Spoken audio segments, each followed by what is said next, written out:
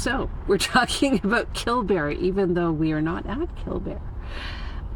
We are recalling Killbear. It's not so much to review our experience at Killbear, but primarily to talk about boondocking, because we did our first boondocking trip at Killbear.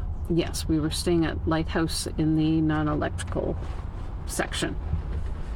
One of my main takeaways was you do need direct sunlight in order for the solar panels to keep up with even the fridge, right? Right. So you could run the fridge for a day and a half, maybe 2 days, depending. I think we saw it would take about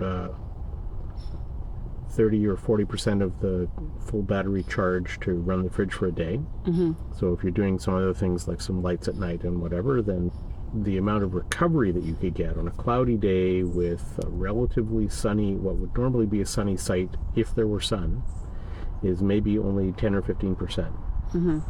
So boondocking for one night should be no problem. Boondocking for 2 nights, tricky. You'd need to do some recharging, or at least pay close attention to what you were using electricity for. Keep the pump off when you're not using it, that wasn't a big drain on a road trip. The pump was like practically nothing, right? Because I don't know that it uses electricity when it's not actively pumping. Could be okay. There's if nothing else, there's a green LED and yeah. Mm-hmm. Because this is the trailer of LEDs. Yes. The other thing is with the CPAP, running the CPAP on the 12-volt supply, not a huge drain, less than 10% of the battery capacity, as long as you turn off the humidifier and the tube temperature control. So with all of that off, on the DC supply, doesn't use all that much battery, so pretty good that way. That was a pleasant surprise. But it's going to use the full 90 watts with all of the heaters running, so that won't last long. Right. If you're running on battery. What I imagine would the upshot of all of that would be if you're doing a road trip and you're kind of stopping for overnight, you don't need to worry about boondocking for the overnights, because as long as you're out on the road and it's not completely overcast or rainy or something, you'll be getting some battery charge as you're driving. So boondocking pretty good. And Killbear is a beautiful park. So maybe just a couple of quick notes. So I had either forgotten or not realized that there are electrical sites in Lighthouse now. Did we? It didn't. I don't think it used to be, but now it's half electrical. Right. Not the half that's near the beach. Right. So, which is intriguing. But anyway, so that was something. I thought, what did we do? We did the shoreside scramble, or whatever they're calling it. We'll look it up on the map. The Lighthouse to Herald Point. Right. The hike that everybody does, but is not an official hike. But right. They acknowledge that they officially acknowledge that it's a thing to do, even though it's not an official trail. Right.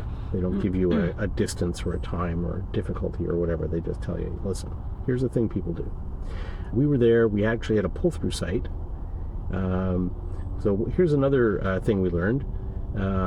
If the ground is particularly uneven, even getting on and off the site, which it was for this particular site, put the torsion bars on the road, take them off on the road, because you can have difficulty with bottoming out on the end of the torsion bars. Yeah. So that was something. Also, am I allowed to make Killbear notes? Let's make Killbear notes. If you feel like going out for dinner, there is a little place close by called Gillies, Gillies, where we went for well, I guess their specialty is fish and chips, but they have, a decent menu, and it's not cheap, but it's not ludicrous either. I guess that describes a lot of restaurants these days. But it was really good. Really good. Yeah. Yeah. Gillies was a pleasant surprise and pretty close to the park. It's a marina sort of thing. Right. So, some other things I noticed about Killbear, they seem to be having, stuff with maintenance. Yeah. Some of the kaibos were kind of out of order. They had a boil water advisory went into effect during the 3 days that we were there, so there was some kind of problem with the water supply. They've cut back as well on, again, unless you're prepared to drive out to the Killbear Park Mall, it's hard to get anything. So you can get firewood. I don't even think you can get ice. You can't get ice, in fact, and you can't get water inside the park, other than the tap water. Like if you wanted to buy bottled water, can't do it.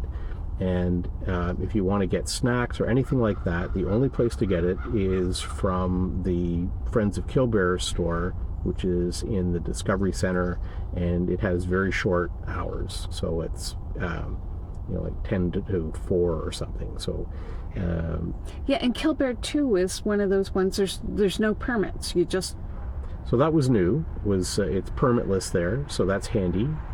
No paperwork to put on posts or any of that stuff. So that was interesting to see.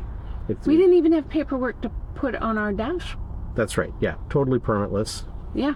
I guess they figure the park's full enough that if you're on a site that you're not supposed to be on, the next person is going to kick you off I guess so. Quickly.